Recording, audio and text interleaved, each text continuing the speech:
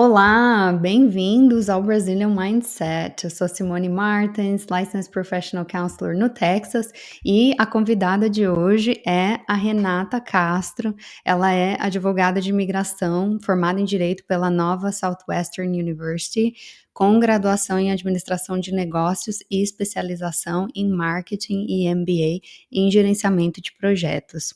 Ela é fundadora do USA for All, que é o escritório de advocacia desde 2016. A Renata se destacou como palestrante nas conferências nacionais da American Immigration Lawyers Association e conquistou prêmios como Notáveis USA em 2017 e 2019. Ela também é coautora do livro 99 Questions to Ask Before Starting a Business in the USA e apresentadora do programa Conexão Imigração USA, que está no ar na Record Internacional. Renata, bem-vinda ao Brazilian Mindset. Simone, obrigada pela oportunidade de estar conversando aqui com o seu público, né? E quem mais essencial para um imigrante do que uma profissional da saúde mental, né? Porque ser imigrante é ter a saúde mental prejudicada, sem sombra de dúvidas. É um processo, né, que a pessoa passa, assim, que é muito profundo, transformador, e é importante se preparar para isso, é o foco do que eu gostaria que fosse a nossa conversa hoje. Mas primeiro começa, falando um pouco mais de você, como que você se tornou uma advogada de imigração aqui nos Estados Unidos, né, onde você atua. A minha história de profissional nos Estados Unidos é uma história atípica, né? Eu, na verdade, ia fazer psicologia industrial. É, eu sou formada em administração de empresas, né, com especialização em marketing. No dia da minha formatura, porque para quem não sabe, a faculdade de Direito nos Estados Unidos, ela é quase um doutorado, né, é um curso profissional que é um mestrado, quase a carga de um doutorado. E um colega de faculdade do meu bacharel me pediu uma carta de recomendação que ele ia se candidatar à faculdade de Direito. E aquilo nunca havia passado, nunca sonhei em ser advogada. E daí, meu namorado na época, que é meu ex-marido, né, virou para mim e falou assim, na verdade, esse amigo falou, Renata, você daria uma excelente advogada. Eu falei, você tá doido, não dá certo, não tem dinheiro, não vou entrar. Enfim, aquelas coisas limitantes, né? E daí meu ex-marido, que era meu namorado na época, virou e falou assim, mas por que que você não entra, né? Se ele entra, você entra. Eu falei, você tá maluco, eu não consigo e tal. E eu ia fazer Industrial Psychology, o meu projeto era fazer Industrial Psychology na Universidade de Chicago. Por quê? Como eu tinha especialização em marketing, parte central do marketing é a psicologia, você entender do ser humano. As pessoas acham que Sim. marketing é filtro no Facebook, não é nada disso. Se você entender do ser humano, e é uma linha, né, da psicologia, do direito, da área de humanas, é você mover o outro, influenciar o outro, né, moldar o outro. E daí eu falei, bom, como boa type A, né, quando me desafiam, aí já era, aí eu vou querer fazer até o final.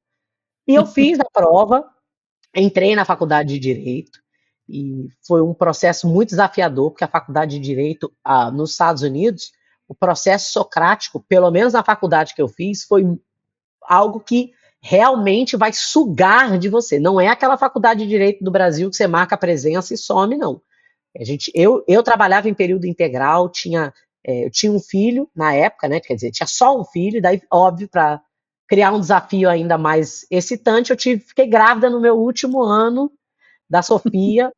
E o mais interessante é que quando eu decidi fazer direito, eu nunca me vi como advogada de outra coisa. Eu queria ser advogada de imigração. Já entrei sabendo que eu ia fazer aquilo.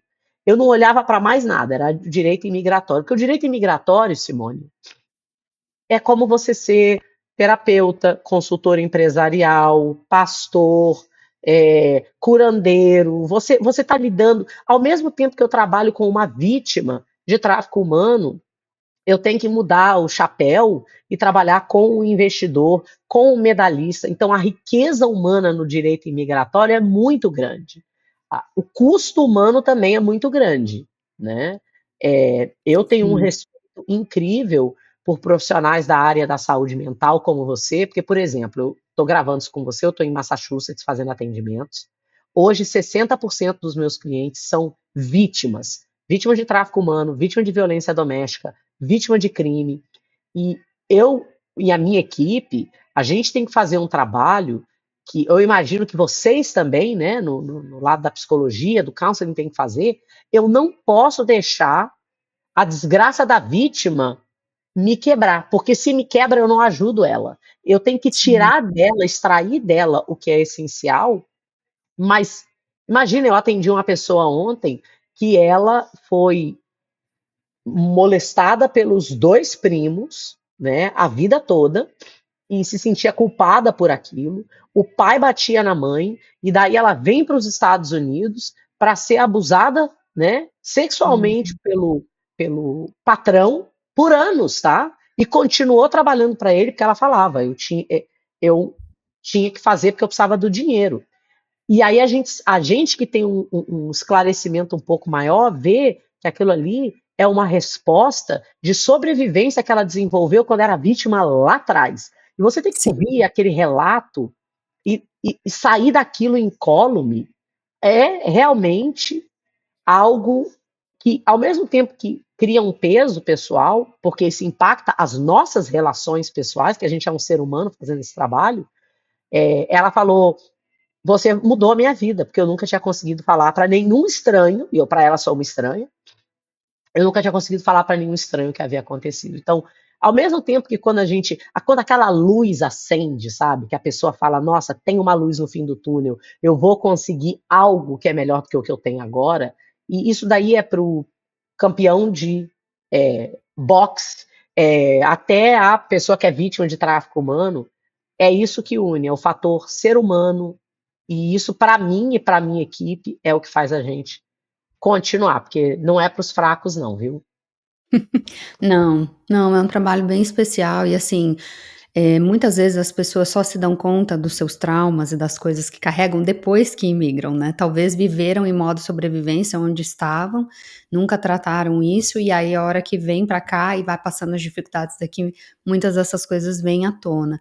E aí é interessante você comentar isso, porque por mais que eu já tratei várias pessoas que estão em situações de violência doméstica, né, a gente também, faz essa recomendação para advogados, né, mas não imagina como que é essa abertura da vítima, né, ou do sobrevivente para o advogado e remexer todo esse caso, ter que provar tudo isso, porque eu acho que muitas pessoas não falam, né, ou não buscam ajuda porque tem que ter provas, né, e aí você vai se sujeitar a um outro tipo de, como eu falo, especulação ou escrutinização, que é bem humilhante, né, pode ser muito humilhante. Então o profissional de direito, né, no seu lugar tem que ter uma sensibilidade muito grande, né, para ouvir isso, sem julgamento, né, para que a pessoa não se sinta retraumatizada, né, ao contar essas histórias.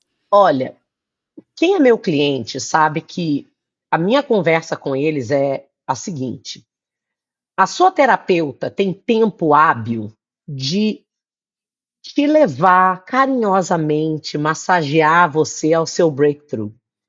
Eu não tenho esse privilégio. O meu cliente, eu falo que ele quer ter um advogado ou uma advogada que é uma gladiadora. Porque na arena, que é o caso dele, eu não posso ser mole. Se eu for mole, eu não ganho. E não é o gritar, é o entender.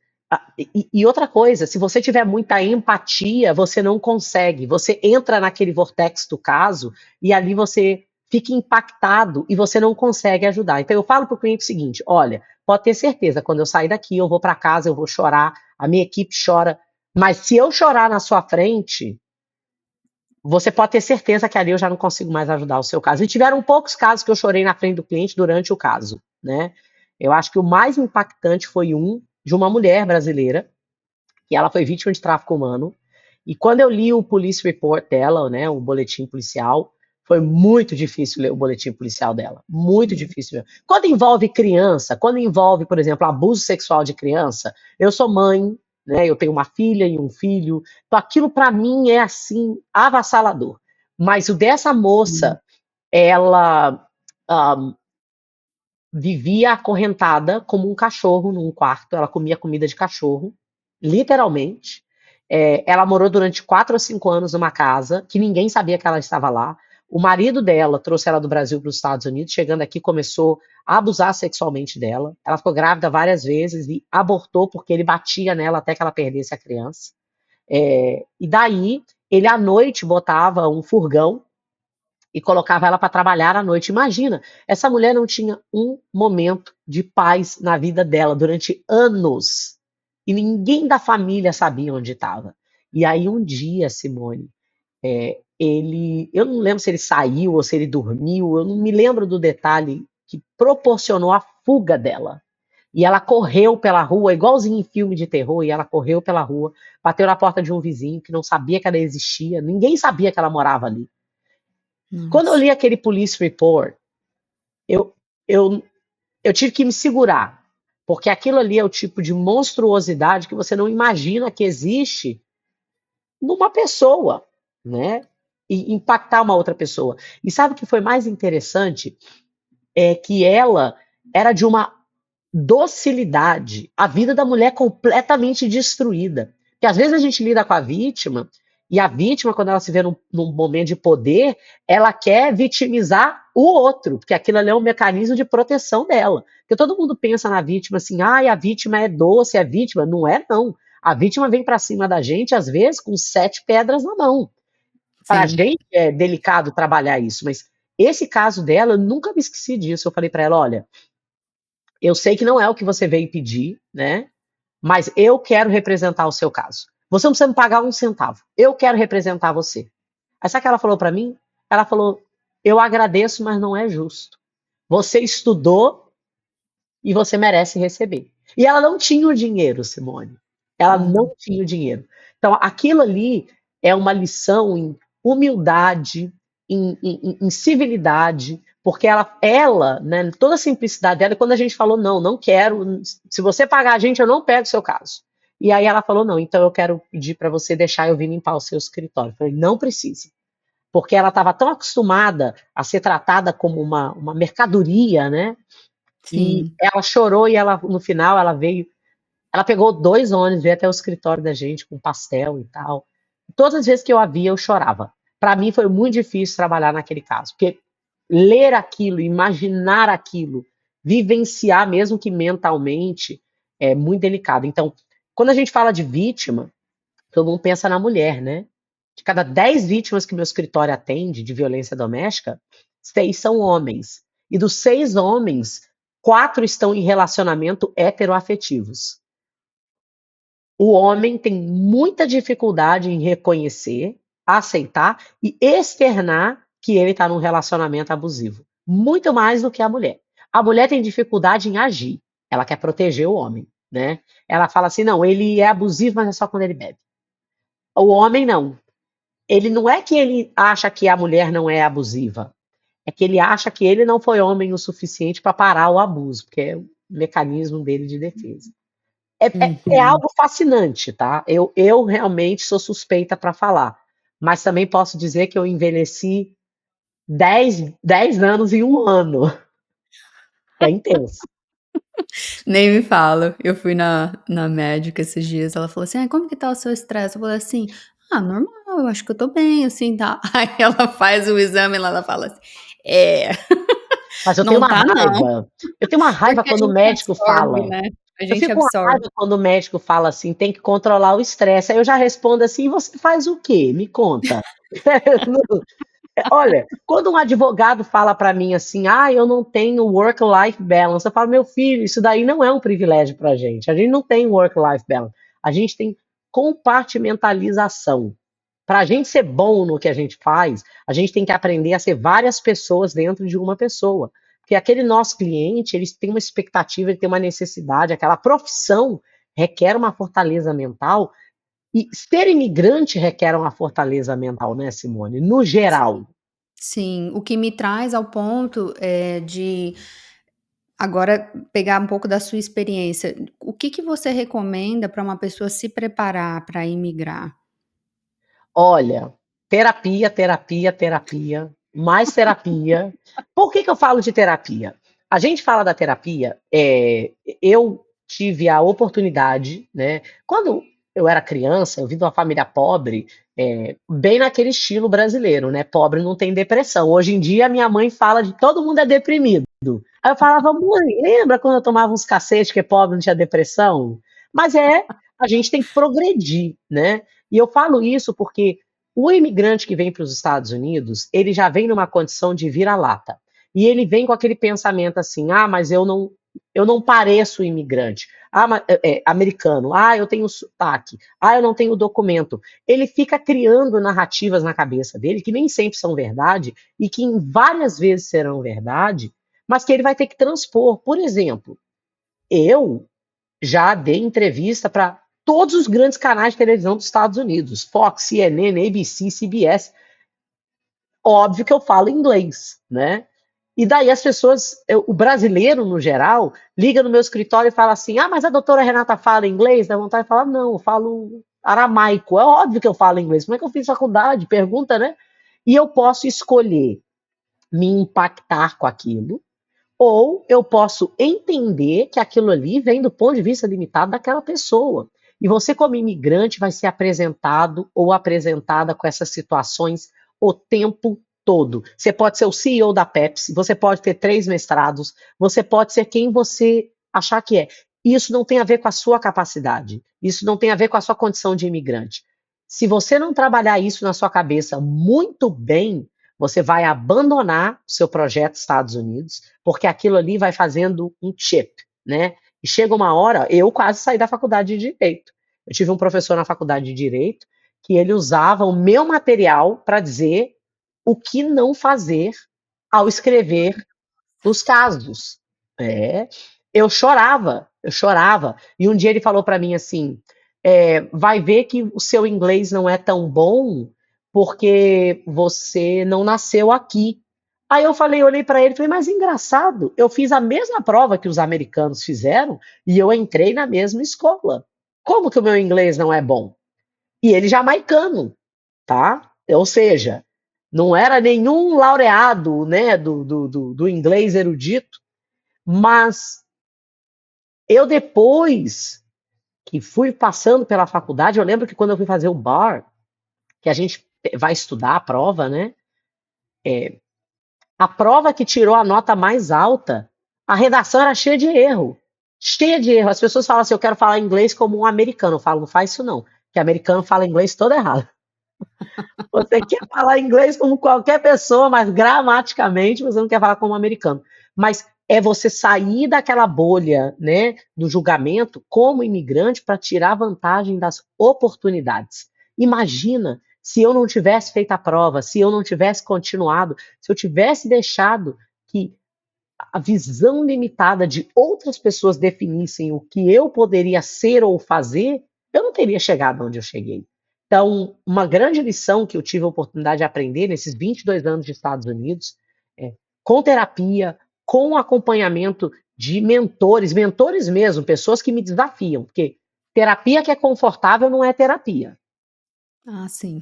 Eu né? tenho muito essa conversa com os meus clientes. Eu falo: "Olha, vou falar coisas que você não vai gostar de ouvir".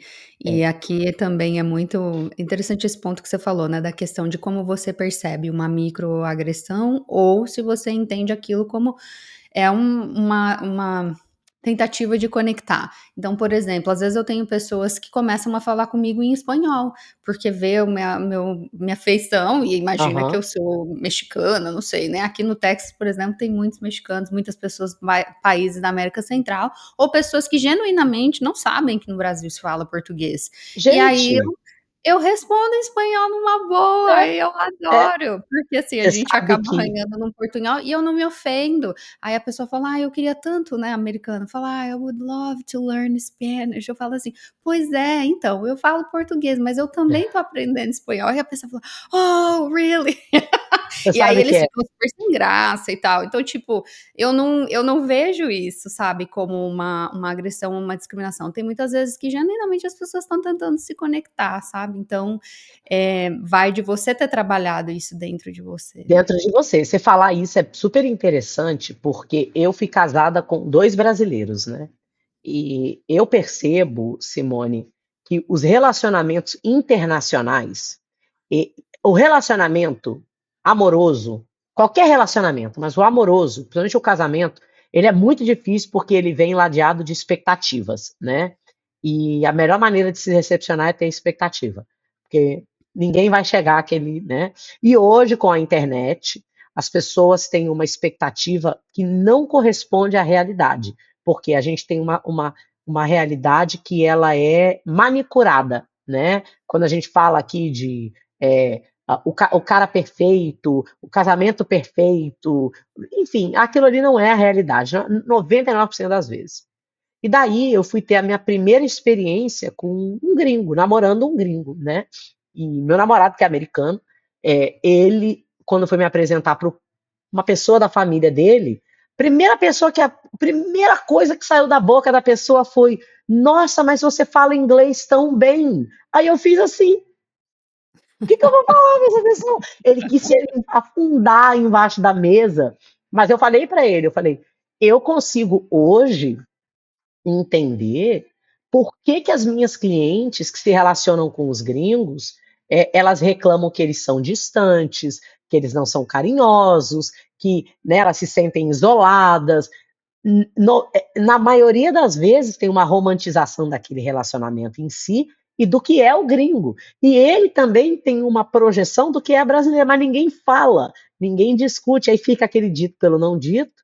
E na maioria das vezes, Simone, essas arestas, né, elas vão se afiando com o tempo, porque imagina, ele falou aquilo, para ele falou para mim um elogio.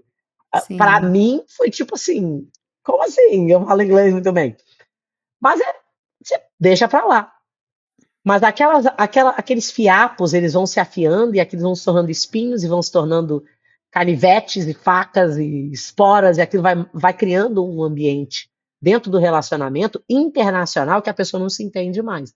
Aí chega no abuso. É dizer que o casamento internacional é sempre abusivo? Não é isso.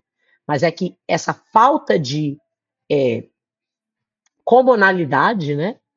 Ela pode levar a uma falta de entendimento, porque você está vivendo na sua cabeça. Então, você quer vir para os Estados Unidos, seja no âmbito profissional, seja no âmbito pessoal, seja no âmbito de amizade, você vai ter que expandir os seus horizontes e aprender uma nova normalidade. Não é que aqui é bom e nem que no Brasil é ruim. Porque os dois têm um lado bom e um lado ruim. É você que vai ter que vivenciar aquilo por você e daí você decidir. Esse bom é bom para mim. E isso daí não é o advogado que vai fazer, não é o documento, não é o carro novo, não é a bolsa nova, porque eu conheço um monte de gente que está indo embora de green card aprovado, porque está tendo dificuldade em se adaptar. Fala um pouco mais dessas dificuldades, dessas pessoas que talvez, né, romantizaram o processo e aí agora decidiram voltar, não deu certo. O que que acontece? A gente tem visto muitas pessoas, houve uma explosão, Simone, no número de brasileiros que solicitaram o Green Card pela categoria EB2 National Interest Waiver, tá? Que é um Green Card para indivíduos que têm pelo menos 10 anos de experiência e que conseguem mostrar que tem uma proposta de atuação que é excepcional, tá? Então, vou te dar alguns exemplos. A gente já ganhou casos de EB2 National Interest Waiver para engenheiros que estavam fazendo uma proposta de atuação em refinaria de óleo de cozinha mesmo, tá? Uma brasileira terapeuta que especializava com mediação de negócios familiares entre sócios, né? Em família, porque sócio em família nunca tem contrato, é sempre uma fofocaiada danada, enfim. Então, é bem variado, não tem uma área. Eu vejo na internet o pessoal fala assim: os Estados Unidos está precisando de engenheiro, os Estados Unidos está precisando de nada. Os Estados Unidos está precisando muito mais de pedreiro do que de engenheiro. Então, por que eu estou falando do EB2? O número de brasileiros que aplicou para o EB2 no ano de 2023 subiu em 908%. É Uau. uma ascensão de quase 1000%. Por que isso é relevante? Claro, a aprovação não chegou ao nível de submissão, mas então o número de brasileiros qualificados, formados, de alto escalão vindo para os Estados Unidos é muito grande. Mas o que é o erro número um que eles cometem? Eles não pesquisam o mercado deles. Eles vêm com aquela ideia assim: eu fui à Disney e é lindo, e aí o meu amigo que está lá. Mas se você não conhece o seu mercado, você vai ficar aqui 1 ano, 2 anos com documento e você não vai conseguir colocação profissional no nível que você queria. E aí eles voltam, porque aí eles falam: "Eu vivi uma vida melhor no Brasil". Então, não é só o green card que é parte do planejamento, é o profissional estudar o mercado dele. Quem é o cliente dele? Como que ele fazer um plano de negócio da vida dele. O que que ele está disposto a tolerar? Porque olha, quem me conhece sabe que eu amo viajar para a Europa. E eu falo assim, o pessoal fala: "Ah, a Europa é ruim". Eu falo: "Gente, pobre todo lugar é ruim, mas com dinheiro a Europa é uma maravilha", né. E aí, se eu for para a Europa hoje, eu não morreria de fome, mas eu não teria como manter a infraestrutura comercial que eu tenho no meu escritório na Europa, tá? Então eu fiz um planejamento, mas eu já cogitei essa ideia de mudar para a Europa e tudo mais, mas eu fiz um estudo profissional para mim. Não foi o que eu vi na internet, não foi o que me disseram, porque cada um está contando a sua experiência. Então você que é profissional e quer vir morar nos Estados Unidos, cara, é incrível. Morar nos Estados Unidos é uma experiência única, vai te transformar de formas que você nem imagina. No entanto, não quer dizer que vai transformar você no que você quer ser. Então você tem que fazer essa pesquisa, você tem que entender. O documento é ótimo. As compras na TJ Maxx, na ponta de estoque barata, é ótimo. Mas e o dia a dia? E o procurar emprego? E o teu contato com uma equipe multinacional? Porque no Brasil a gente não tem isso. O Brasil é um país miscigenado, mas ainda é um país de poucos imigrantes, né? Então você lida com pessoas do seu contato. Olha, eu sou do Rio de Janeiro. No Rio de Janeiro você quase não conhece pessoas de Minas, do norte, do Rio Grande do Sul. É raro. Aí a gente chega aqui, a gente conhece um Brasil e um brasileiro que a gente nunca teve contato no Brasil, né? Então, até isso faz uma diferença na sua adaptação. Então, vai fazer o planejamento imigratório? Sim, mas vai fazer um planejamento profissional e ter uma discussão honesta em família. Você sabe, Simone, que eu tive um cliente que o green card dele foi aprovado. Na época, ele pagou quase US$ 600.000 para o processo de green card dele. E Olha. daí, uma pessoa, né, óbvio, né, com uma situação financeira muito favorável. Só que no Brasil, a esposa dele tinha empregada, tinha personal, blá-blá-blá, né, 2 babás e tal. E aqui, a realidade era um pouco diferente, porque ele ganhava em real para gastar em dólar. E o green card dele foi aprovado e a esposa veio e falou: "Não, eu tô caindo de qualidade de vida", na visão dela. E ele abriu mão do green card, perdeu os 500.000 e voltaram para o Brasil. Então, né, não é só o que o outro julga bom, é o que é bom dentro da sua realidade. Sim, eu vejo muitas, atendo muitas esposas, né, dos maridos que vieram transferidos, que têm que fazer essa adaptação, e as esposas largam suas carreiras, né, seu conforto, como você falou, de ter aí aquela coisa de: "Ah, no Brasil fazia unha toda semana, aqui, né, Aqui, olha a ocasião unha da especial e olha lá". advogada. É, depois de muitos anos, talvez você conquiste isso, mas acaba se tornando um luxo, né, tem muitas coisas que você tem acesso no Brasil, que aqui, leva tempo, né, leva anos talvez para você se ajustar ou talvez alcançar o mesmo patamar financeiro, mas também a questão da mulher ter que se redescobrir aqui, né, o que que ela vai fazer, porque às vezes a carreira não transfere, ou agora não tem ajuda para cuidar dos filhos, então ela não pode trabalhar, tem que cuidar dos filhos, porque também pagar uma babá seria muito caro. Enfim, né, muda tudo para a família toda. E aquele que, vamos dizer, larga tudo para seguir o outro, né, no seu sonho, realmente tem que ser uma decisão de família para que depois não venha jogar na cara, né, "Ah, mas eu também não queria ter vindo. Ah, porque agora você não sei o quê", né, e isso acontece muito. Eu já tratei muitas pessoas que estão passando por esse processo. Simone, no seu curso de atendimento, o que que você, minha curiosidade, tá? O que que você percebe a respeito de casamentos? Qual é a sua teoria de casamentos de pessoas que vêm do Brasil casada para os Estados Unidos? Tenho curiosidade em saber essa. Olha, na minha experiência, demora para a mulher conseguir mais se readaptar, porque o homem se joga no trabalho, né, e Sim, aí ele vai sim. vai buscar e é isso que acaba focando a maior parte do tempo, e a mulher fica muito sozinha, e principalmente se tiver criança pequena, né, Uhum. então, isso causa problemas no casamento, muitas vezes a mulher se esconde, né, atrás do marido, porque não fala inglês, Uhum. aí espera o marido para resolver as coisas, isso causa muito estresse no casamento, porque o marido já está Sim. sobrecarregado, aí a pessoa muitas vezes, né, fica numa depressão, sente saudade da mãe, saudade da família, Uhum. eh, demora para a pessoa, às vezes, até começar a dirigir, sabe, coisas É. simples que a gente não pensa, por Sim. exemplo, no Brasil, talvez a pessoa dirigia para todo lado, mas chega aqui, você, né, é intimidante você dirigir em outro país, aí demora.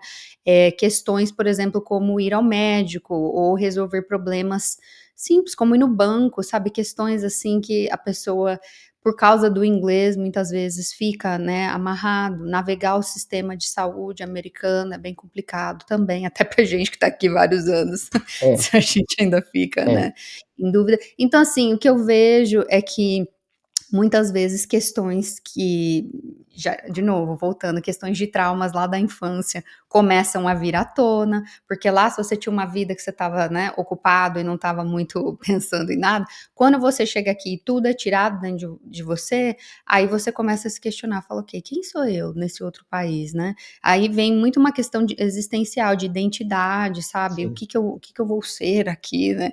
Eu não consigo, demora um tempo para você se encontrar e às vezes começa a vir à tona questões que você não tinha tratado. A pessoa fala, nossa, tô sentindo uma tristeza, e aí vai puxar e vai ver que tinha traumas que trouxe de lá, né? Aí a gente vai tratando aqui, vai começando a conectar com uma rede de apoio também, para que a pessoa consiga caminhar com as próprias pernas. Mas tudo isso impacta o casamento. E às vezes até às vezes pode como fala, strengthen, Pode fortalecer o fortalecer. casamento, se os dois estiverem on board, né? É. Mas também pode levar a uma separação.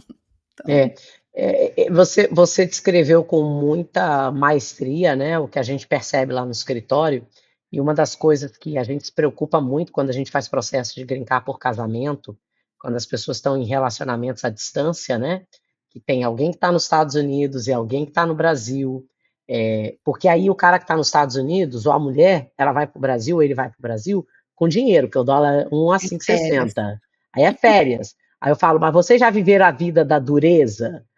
Você já teve uma conversa a respeito de como que vai ser o trabalho dessa pessoa aqui? Porque a pessoa vem, ela vem despreparada. O casamento aqui, ele se torna uma ilha, né? Porque você não vai ter família, aquilo vai expor realmente quem o outro é. E às vezes expõe uma coisa excelente, e às vezes não expõe algo que não é. Você fala, eu não acredito que eu era casado com essa pessoa. Então, os Estados Unidos, ele tem essa característica, né? Eu acho que nos Estados Unidos é quando você tira uma pessoa da zona de conforto dela. Ele é transformador, mas, mais uma vez, transformar, a gente não sabe no que é o transformar. O que que vai ser revelado ali, né, porque é engraçado, eu estava conversando com uma pessoa esse fim de semana sobre: "Ai, depois da pandemia, né, nossa, as pessoas ficaram muito mais X, Y, Z", eu falo assim: "Olha, para mim, a pandemia só trouxe aquilo que já estava lá dentro, Sim, ah, quem estava bem lá dentro, conseguiu até, ficou um pouco abalado e tudo mais, mas depois consegue se recuperar. Mas se a pessoa já tinha coisa lá dentro, daí é onde tudo isso, uma crise, assim, né, vem à tona. Por quê? Porque se o trigger, né, o gatilho foi se sentir fora de controle. Então a pessoa que imigra, no começo ela vai se sentir totalmente fora de controle, sim, totalmente, e isso vai trazer coisas à tona. Então sim. eu já, né, eu fico de olho nessas coisas porque vai aparecer. Agora, uma coisa que eu gostaria que você, abordasse também, a questão de como é o processo de trabalhar com você, né, o que que a pessoa pode esperar quando ela dá entrada num visto de trabalho ou o que seja, né, os vistos que você está acostumado a trabalhar. Então, o meu escritório tem uma maneira de trabalhar que é muito efetiva, né? Imagina, eu sou formada em administração de empresas, eu tenho um MBA em gestão de projeto e eu falo que eu calhei de virar advogado. Então, por que que eu falo isso? A gente tem uma ideia de um profissional, eu falo que. Lembra quando o José Maier era advogado em todas as novelas do Manuel Carlos? E aí era 2 horas da manhã, ele estava com um uísque sempre. Alguém era preso, aí ele liga pro, sei lá, porque sempre tem um sobrenome, liga pro Almeida.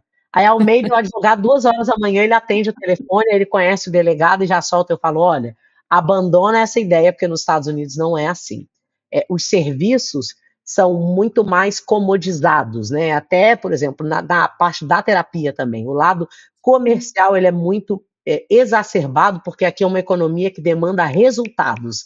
Aqui a gente não tem tempo. E para o cliente isso é muito bom.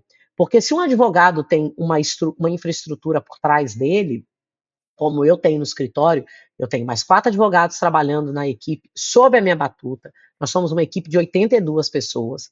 Então, a gente trabalha com muita celeridade. E eu falo para o cliente: tem certas responsabilidades que você quer transferir para mim, mas que elas são do terapeuta. Porque você vai precisar trabalhar, porque você vai ter que esperar. E não é esperar por mim, é esperar o governo, esperar a morosidade do processo. O sistema governamental só é rápido eu só conheço um sistema governamental rápido em 5 países: Estônia, Japão, Finlândia, Noruega e Suíça. O resto dos mortais é tudo um caos. Porque a pessoa acha que ela vai receber um green card com muita rapidez. E existe uma banalização da importância de um processo de green card, né? Ah, é só preencher um formulário, você vai lá e já é um green card e eu vou ganhar porque eu sou fulano de tal. Não é assim. Eu sempre uso a seguinte analogia. Se eu convidar você para ir à minha casa tomar um café, eu vou convidar você depois que eu te conhecer, eu não vou convidar qualquer pessoa, né? Isso é um visto. Eu estou convidando quem eu conheço e quem eu acho que vai cumprir com as regras da minha casa. Você foi na minha casa tomar um café, eu vou te dar a chave da minha casa? Não. Eu vou pesquisar quem você é, vai ter um estudo. Dar a chave é o green card.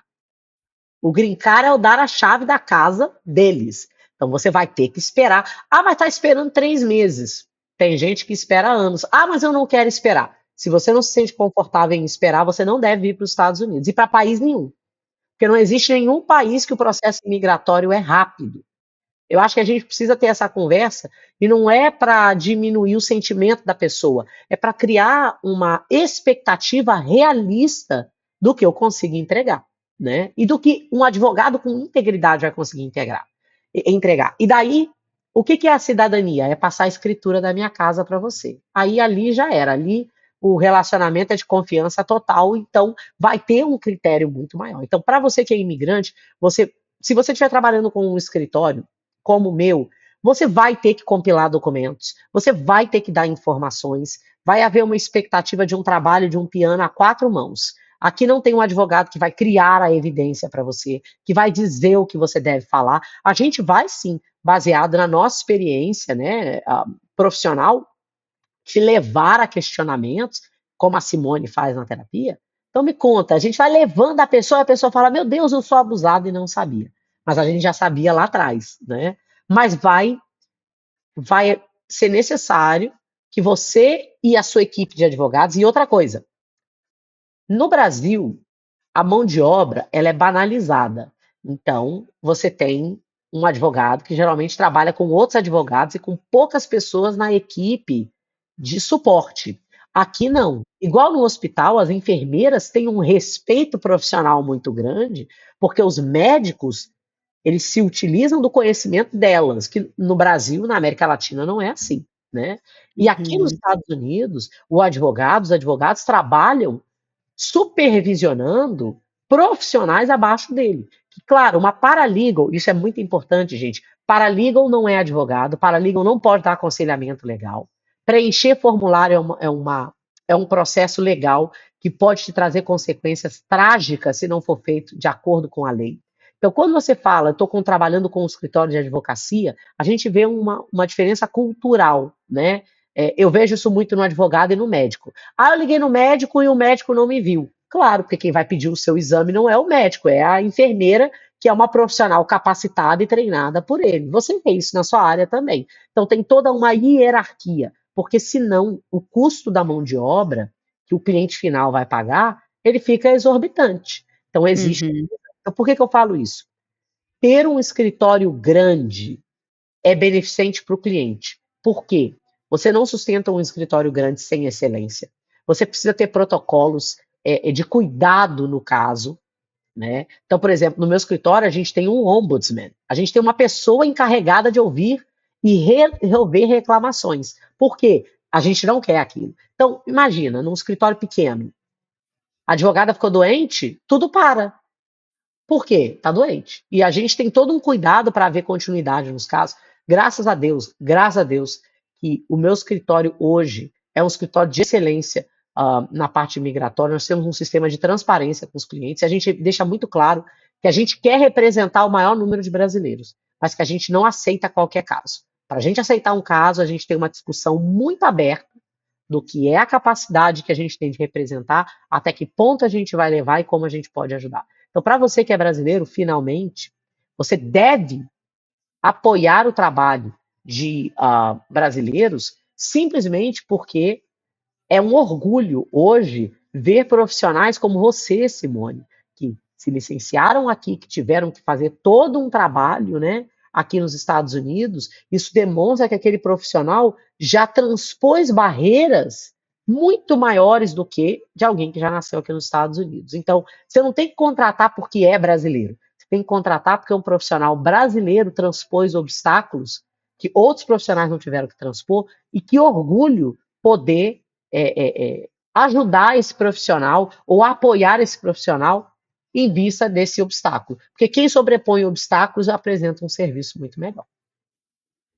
Sem dúvida, e esse é um dos objetivos do podcast, né? Conseguir destacar realmente esses profissionais e esses serviços que existem aqui e também entender como que funciona, né, a mentalidade do brasileiro trabalhando aqui, ser um profissional aqui que tem essas nuances e essas diferenças que você destacou. E um dos motivos que eu fiz essa pergunta, né? Infelizmente, a gente viu um aumento muito grande aí de escritórios de consultoria, né, de pessoas Sim. prometendo, né, um mundo e o fundo em termos de vistos, e Uhum. muitos, infelizmente, caem, né, caem nas mãos de Sim. profissionais que pegam o dinheiro, depois somem, você nunca mais ouve e tudo mais, que eu acho que é uma das reclamações mais comuns. Mas também eu quero olhar o lado do advogado honesto que está fazendo o seu trabalho, porém tem que lidar com a ansiedade do cliente. Por quê? Eu falo isso pessoalmente, por exemplo, eu fiz o processo de green card do meu irmão.